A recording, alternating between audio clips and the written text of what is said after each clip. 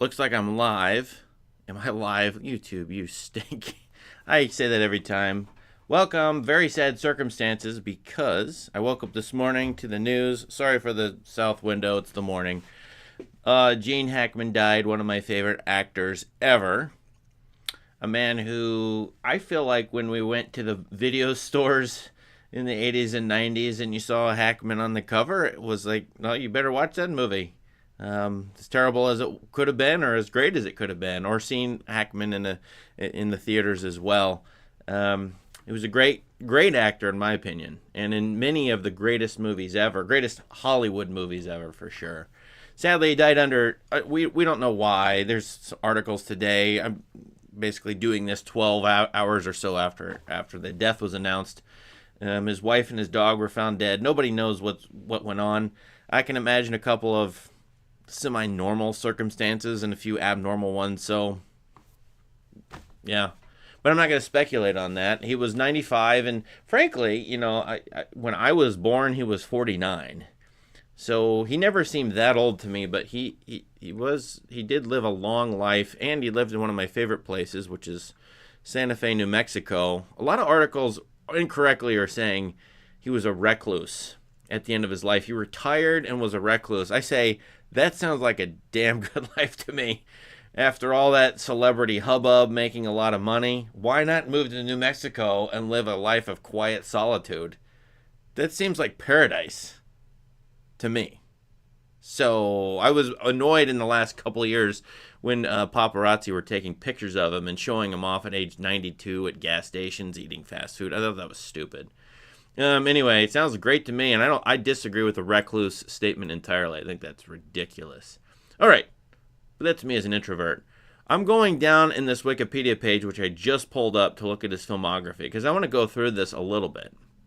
Those of you who don't know him or are really young may not realize how awesome he was and what an impact he had on those of us my age or around my age who grew up in the 80s and 90s, and he was at the peak of his form, I guess. I mean, maybe he was always at the peak of his form, but he came to film pretty late in his life. I mean, 1967, here you see his filmography as an actor, film actor, and he was 37 at this point when he had this stint. I don't know what to call it in Bonnie and Clyde. He was in there for a little bit, famous movie, and he got a nomination for a Best Supporting Actor. And 37, so he was old, and that should give some of you some hope who are trying hard in the film industry or in various arts to keep plugging away. Maybe delusionally, maybe it feels delusional, but keep going. Incredible.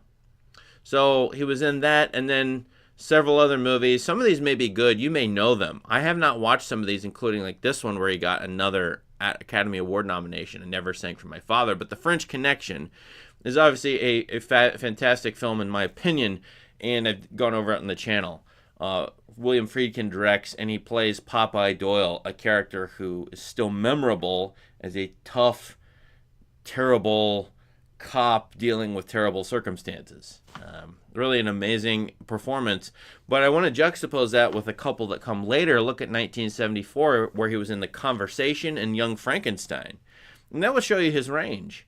The Conversation, he's this introverted audio surveillance guy who is being surveilled, and it's a paranoid thriller. Young Frankenstein is a comedic performance. So there you go.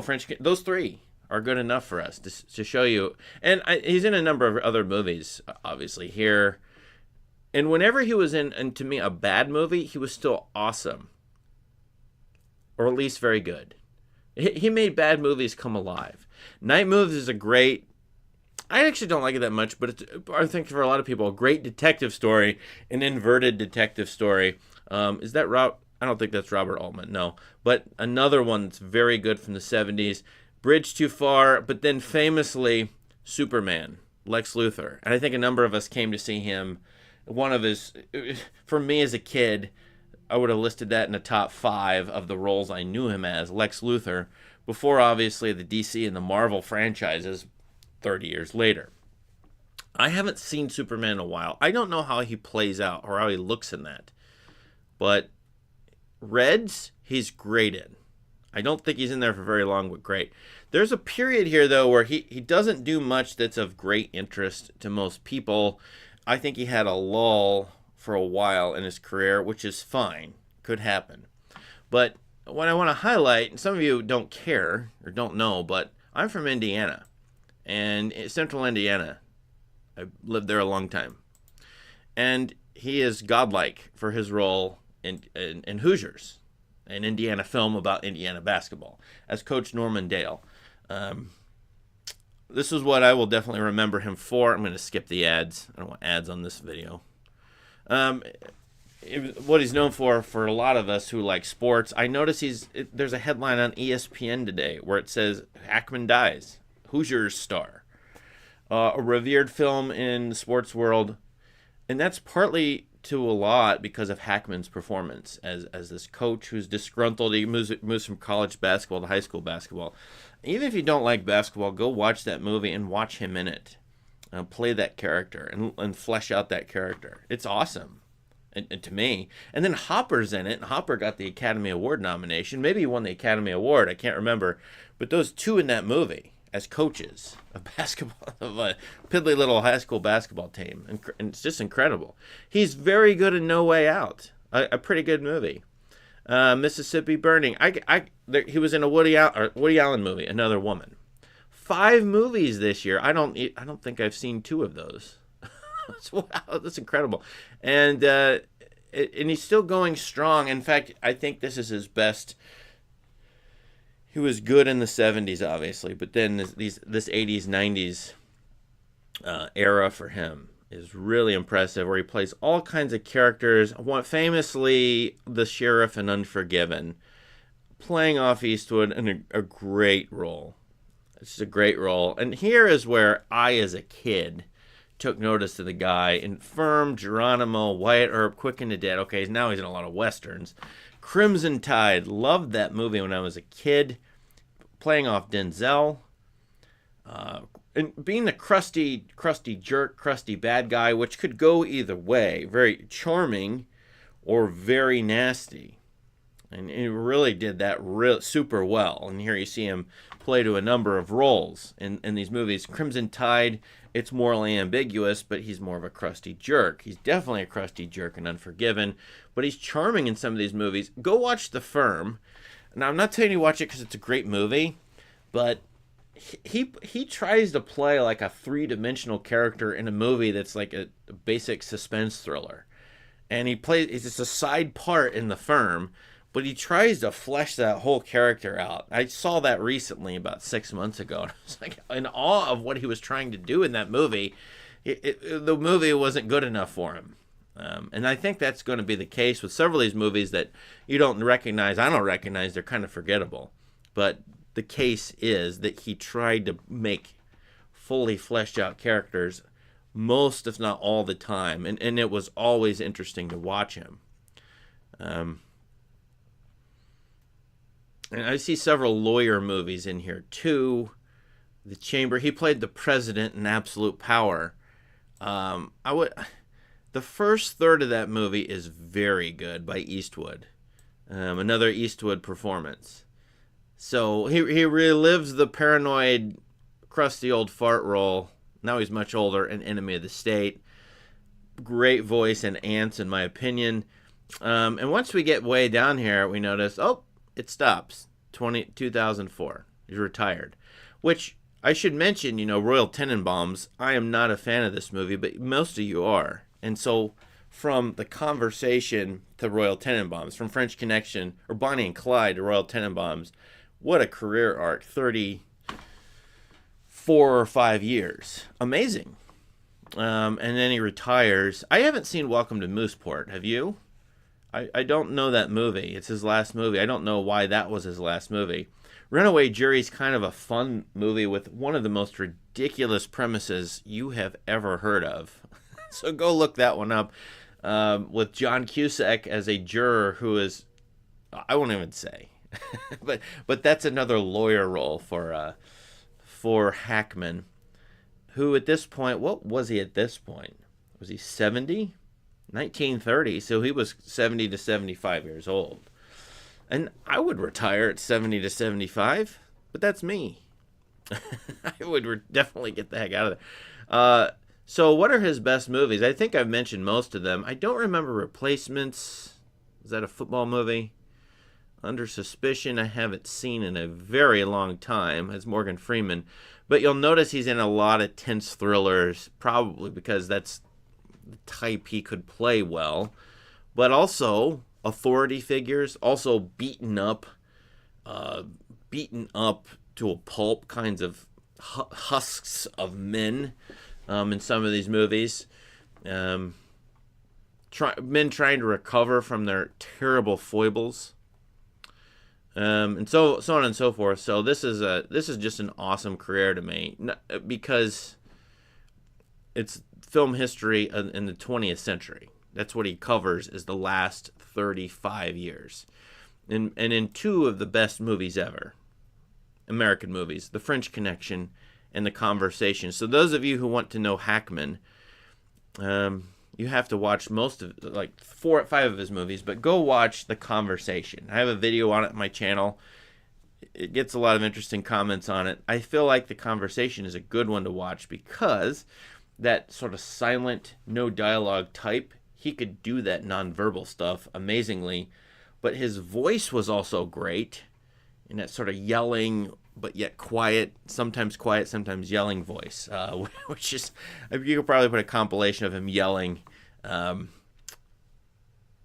together and have fun with it. So I'm going to go look back through this and look at it because I just want to admire it again. Commenter chat says Eureka is an underseen gem. He practically stole Young Frankenstein with his scene. Yeah, that was a weird role. And he never did anything quite exactly like that. There's a few of these that are comic. Harry Zim and Get Shorty is fun. I don't remember The Birdcage, but surely that was comedic too. Yeah. 4 masterpieces in a career. Exactly, yeah. If you want to call it, yeah, if Bonnie and Clyde is to you, I think, which certainly it's extremely culturally important, Bonnie and Clyde. So I could agree with that. Yeah, I'm looking at the chat, just so you know. That's why I'm pausing here. Yeah, so those of you who want to see Hackman, Unforgiven, The Conversation, and then pick a 90s movie. Pick a 90s movie that appeals to you. I feel like The Chamber is good, but I could be wrong. I need to rewatch this. I didn't do it in my 90s watch through, but I should do this. These John Grisham movies are hit or miss, but yeah. So I'm in awe of the guy, and I always have been. And probably since I saw Hoosiers or Superman back in the 80s, the late 80s. And then since he was 49 when I was born, he didn't feel like a grandfather. He felt like a real powerful male presence, and whatever it was. So that had an impact on me, and I'm sure my friends at the time, if they're here, they can say for sure. It's one of those actors, and I don't know, those of you who are super young, 18 to 25, who are those actors who are older, who you look up to, who seem like forces of nature, or like somebody to... It's not them themselves, but it's the compilation or collection of roles that is important to you. I'm not sure that is now. I'm not saying doesn't exist. But somebody like Hackman, we probably always need someone like this. So I feel kind of sad today, quite honestly, about this. Although he was retired, so he wasn't going to make any more movies. Even in movies I don't like, Mississippi Burning, you can go read my letterbox on that. I don't mean to self-promote on this video, which I don't want to do, but go read that. And I'm not a fan of that movie, but I'm going to watch it, maybe watch it again, because he's in it, and Defoe's in it too, and he's potent in that movie. Yeah, someone says Al Pacino, who is not the same age. Al Pacino's 10 years younger, but it is, Al would be another one.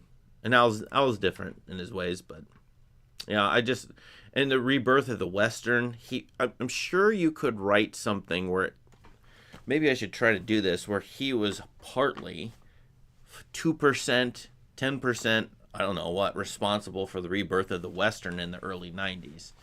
Well, these newer Westerns that come out thanks to Costner and Dances with Wolves, etc. But when you get Unforgiven and Geronimo and White Earp, but Quick and the Dead, I have to wonder what he was thinking when he got all these Western scripts. Like, now they're typecasting me, but I got to take the job. And by the way, when you look at this too, he was a hard worker, and he didn't need to. I'm sure, I don't know his financial situation in the 90s, okay, but he didn't. Usually you don't need to do this much in this. So he must have liked it a little bit, playing these characters and being in movies. I'm sure he didn't like celebrity, just given what he did toward the end of his life, and avoided settings where he was, a celebrity.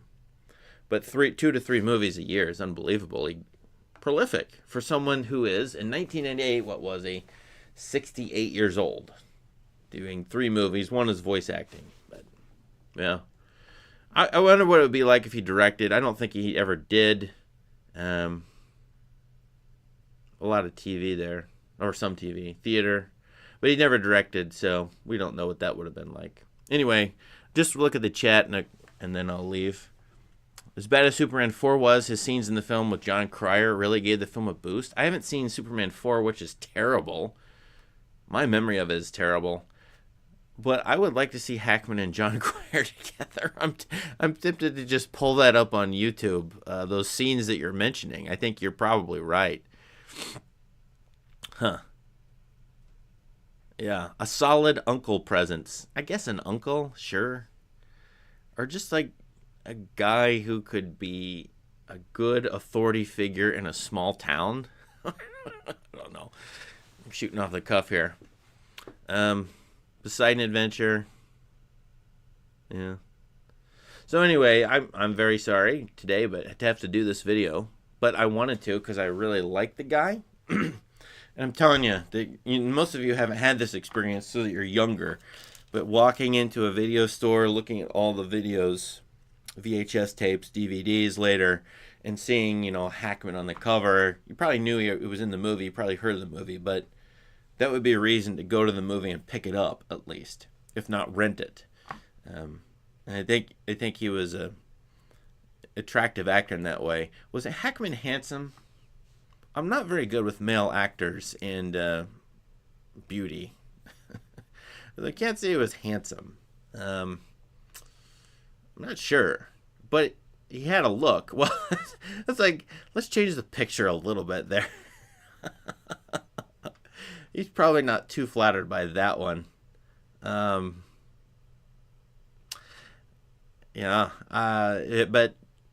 he I say this to students. I say, the attraction of actors is sometimes, to a lot of times, because of their beauty. But it's not about that. Charisma is about being interesting to the camera. So if you are not the most beautiful person, you still could have a charisma or an aura on camera, despite even seeming to be ugly in real life. So I think he was handsome, but not like Cary Grant, Brad Pitt handsome, obviously. He's not even close to that. So I think he had the charisma on film that made it work. And is that a magic formula? No one knows how to teach that. My belief is that's the case. So thus he had a gift given to him. And to encourage you all, I'll say he used it. So when you have a gift, use it. Yeah, Steve Buscemi is a great example of not being beautiful, but being very interesting on camera. So you have a gift, use it, and he did. Look at 2001. Unbelievable. 5 movies, and he was 70 years old. Yeah, I thought Jack Nicholson was attractive somewhat. Wasn't he more attractive than Hack? I don't know. What do I know? I don't know that Jack Nicholson in his later years is not very attractive. He's more of a slob and plays into that in the 90s and so on. But in the 70s, I think he was more handsome. Yeah. All right, well, I'll do one more thing since I'm on here. What are the Hackman movies I really like? I'll do top 5. French Connection, The Conversation, for sure. And I'm going to put Hoosiers there because of where I'm from. I already said that. So that's 3. So to pick 2 more, I probably would do Unforgiven. But the 5th one, and some of you know I'm skipping around, I don't know. I don't know what the 5th one is. So those are the 4.